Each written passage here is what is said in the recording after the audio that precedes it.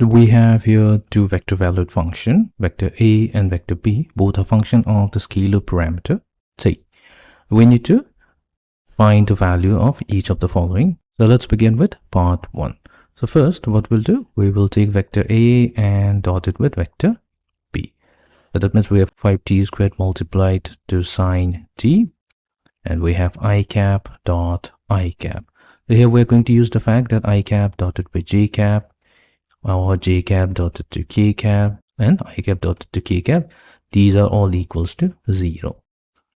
Plus we have t multiplied to negative cosine of t. So that will be j cap dotted with j cap. So I cap dotted with I cap, so that's 1. J cap dotted with j cap, so that's 1. That leaves us with 5t squared sine t minus t times cosine t. So this is the scalar product between vector A and B. Now we will obtain its derivative with respect to t. The derivative of 5t squared sine t. So here we'll have to apply the product rule. So this will be 5t squared cosine of t plus 10t sine t. Then we take the derivative of t cosine t using the product rule. We will get positive t sine t minus cosine t.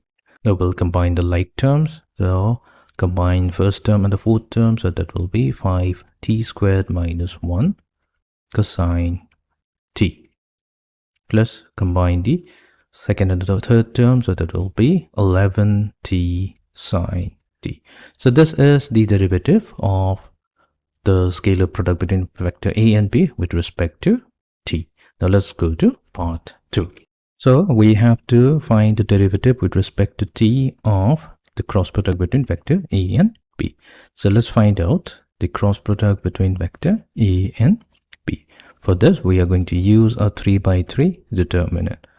So in the first row, we will have the unit vectors I cap, j cap, and k cap. The second row will consist of the components of vector A. So that will be 5t squared t and negative t cubed.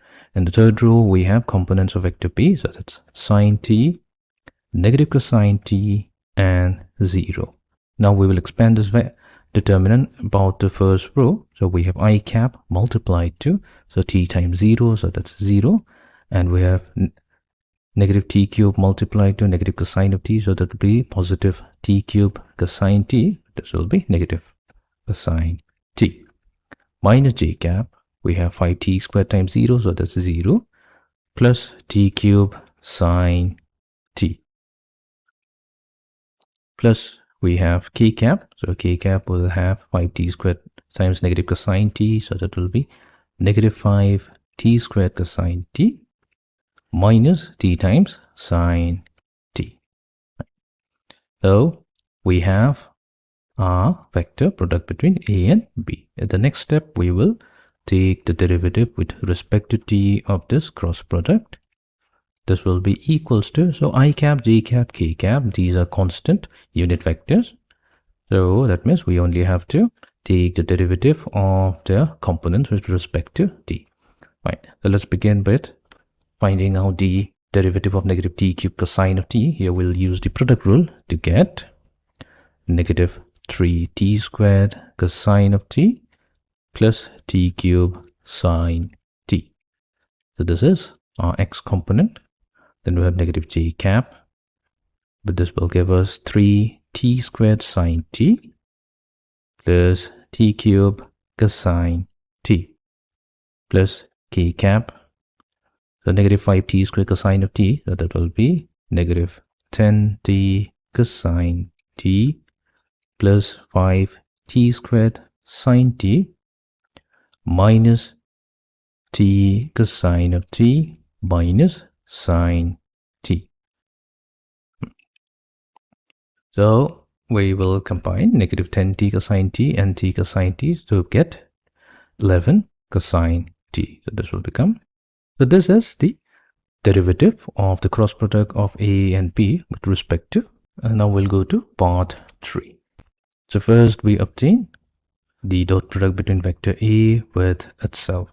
So vector A dotted with A vector, so that's nothing but we'll take the magnitude of vector A and square it. So magnitude of vector A square means we'll have to take the square root of, and we'll take the square of the component, so 5t squared squared, so that will be 25t raised to the power of 4 plus t squared plus t raised to the power of 6 and square it. So this will be equals to 25t raised to the power of 4 plus t squared plus t raised to the power of 6. So this is a dot product between vector A with itself, and then we will take its derivative with respect to t. So that will be simply 100t cubed plus 2t plus 6 times t raised to the power of